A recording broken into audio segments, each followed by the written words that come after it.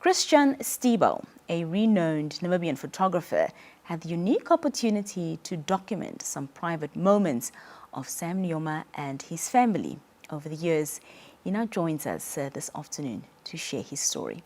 Christian, good afternoon and thank you so much for joining us. Good afternoon, Nina, and thank you for having me here. Thank you for being here. To start with, Christian, can you share your first experience meeting our former president, founding father, Dr. Sam Nujoma? If I remember correctly, the first time I met the founding father was at some event that I think it was a graduation ceremony at the University of Namibia, and he was the chancellor of the university at that time. And it was my task now to set up a group photo of all the dignitaries. We set up a whole studio, and you know as it is, you set everybody else up first because now the founding is coming. So you've got a huge commotion. You've obviously got your security personnel, etc. And he was more than a friendly person. He didn't have any allures. He was like easy to deal with. I think we got the shot done within a few minutes. So that was quite nice and easy. Other than what you've just mentioned, what were your actual first impressions, about him? He came across as a very humble person. He did not give me a hard time. I think he was at that time he already had the aura of an elder statesman. Mind you, I only met him after he had already relinquished office. Right. Yeah, he was not the president anymore for quite a few years. So he was a very pleasant elder statesman, and didn't give me a hard time in taking photos of him. Well, over the years, of course, you encountered him, many times to be able to take pictures of him and his family and so on. And what was that relationship like over the years as it evolved? I think I don't want to exaggerate, because if you say a relationship, that I'm not a family friend, right? I'm a photographer. Yes. I click buttons and hopefully everybody is happy with the result afterward. But if they weren't, I wouldn't get hired, so let's knock on wood. But I must say, he's always been very generous with his time, even. I remember there was a time I came to his private residence to take photos of the family, of the whole Nujoma family, which was a large family. A large family, indeed. Yeah, the sons were there, the grandchildren were there, the great. It was like a big event. It's like a family reunion or family get-together. It was quite impressive, and that was kind of a moment where I'm thinking, okay, I'm a humble photographer. I'm a tradesman. I'm here in the midst of this family home. You've got on the walls there are photos of very important people. You've got like Nelson Mandela, etc., who visited. You've got all these things. You are here, so this is kind of history is touching you a little bit. Yeah. And that was actually a really nice moment where I got to interact a little bit more. Yes. He was there, and the whole family. Well, you must have made an impression on him, because you invited to stay for a bride at the end. So tell us a bit about that. Yeah, indeed. That was quite interesting. It was completely unexpected. After we had concluded with the photo session, and we actually took the first few shots at the residence and then went out with, let me say, the younger part of the family. We went out into nature a bit, right next there in Avis. We took a few photos, and they said, okay, now let's go back to the residence and please join us. We're going to have like a bit of a luncheon. And it was, I don't remember what day of the week it was.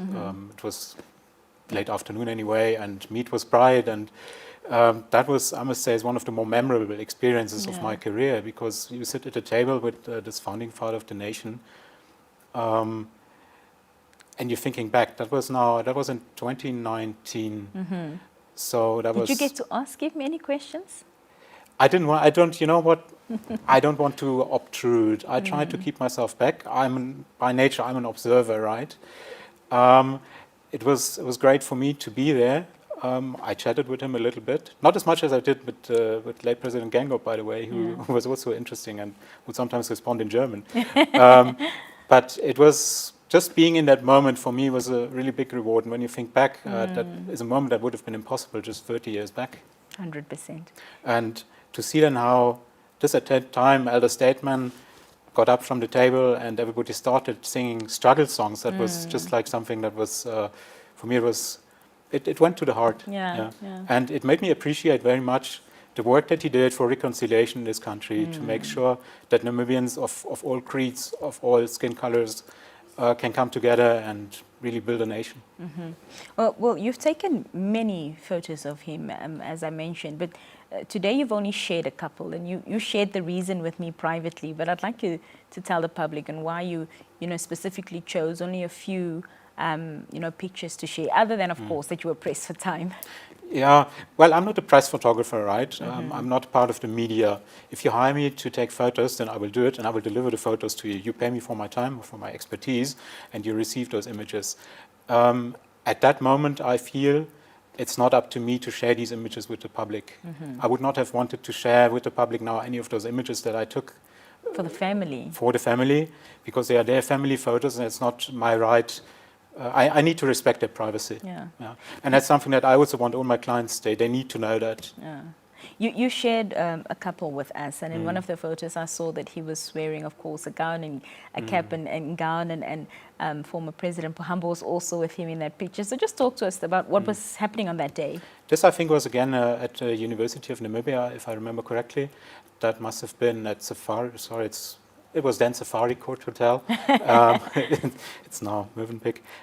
So it was a graduation ceremony, and obviously Namibia first establishing its university was a big thing, and him as the chancellor of the university was the figurehead of that institution.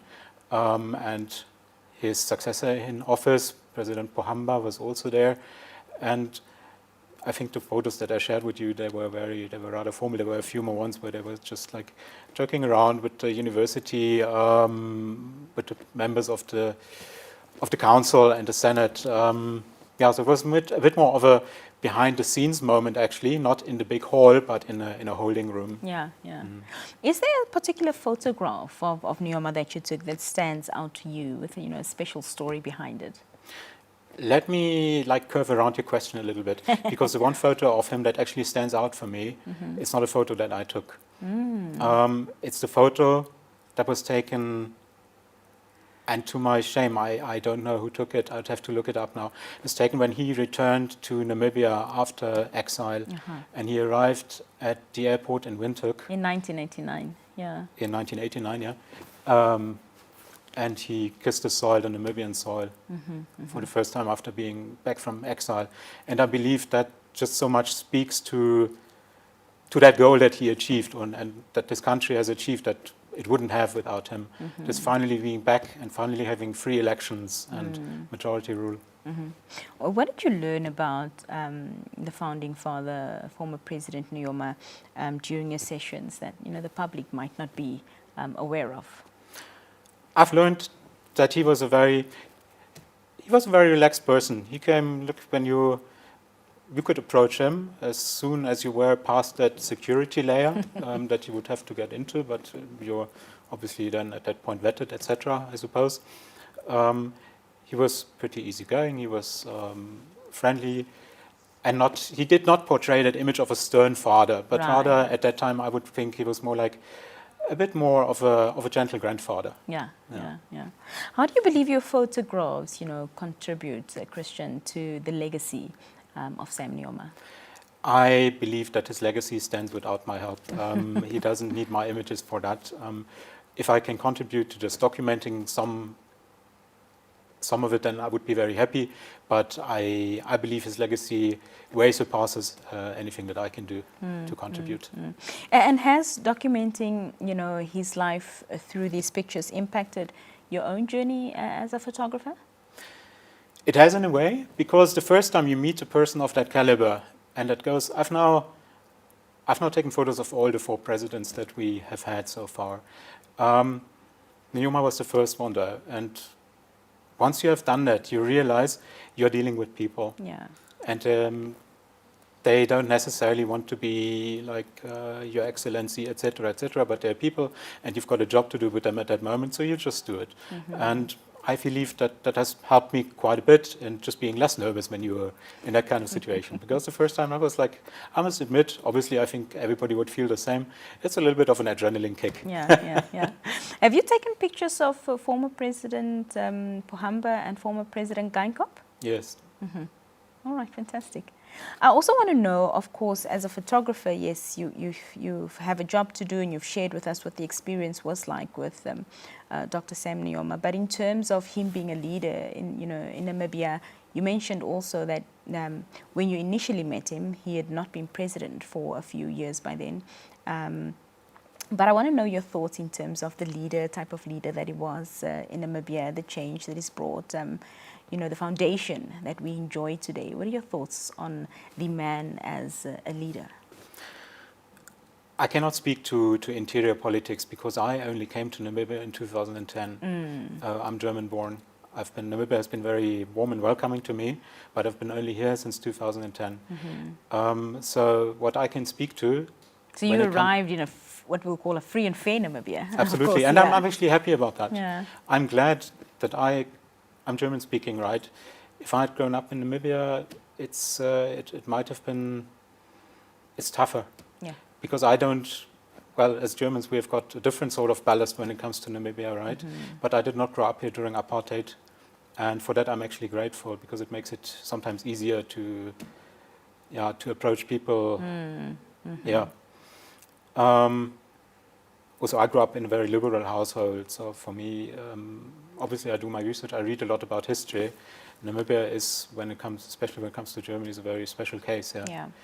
But what I'd like to say is, I think he was the right person at the right time, and he was magnanimous in a way that he was able to unite this country and actually forge a nation.